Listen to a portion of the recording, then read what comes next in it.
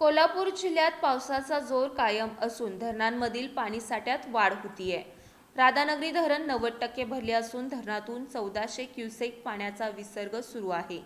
जिल्ह्यातील तब्बल 70 बंधारे पाण्याखाली गेले आहेत, तर घटप्रभा, जांभरे, सरफनाला, कोदे लघु पाटबंधारे प्रकल्प 100% भरले आहेत.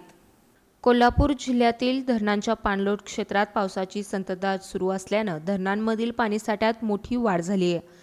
जिल्ह्यातील प्रमुख राधानगरी धरण 90% भरले असून धरणात 7.49 TMC पाणीसाठा झाला आहे. राधानगरी धरणाच्या सिंचन तथा विद्युत विमोचकातून 1400 क्युसेक पाण्याचा विसर्ग सुरू आहे. पाण्याच्या वाढत्या पातळीमुळे जिल्ह्यातील 17 बंधारे पाण्याखाली गेले आहेत. पंचगंगा नदीवरील शिंगणापूर, राजाराम, सुर्वे, रुई, इचलकरंजी, तेरवाड आणि शिरोळ हे बंधारे पाण्याखाली आहेत.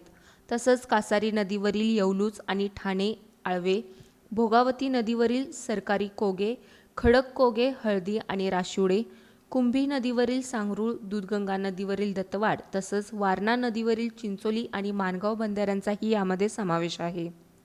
धरणांमधील पाणीसाठ्याचा विचार करता चित्री धरण 91%, जंगमहट्टी 92%, कडवी 85%, आंबेओहोळ 85%, वारणा 83% आणि कासारी धरण 77% भरले आहे. तर घटप्रभा, जांभरे, सरफनाला आणि कोदे लघु पाटबंधारे प्रकल्प 100% भरले आहेत. बंधाऱ्यांच्या पाणी पातळीत ही वाढ झाली आहे.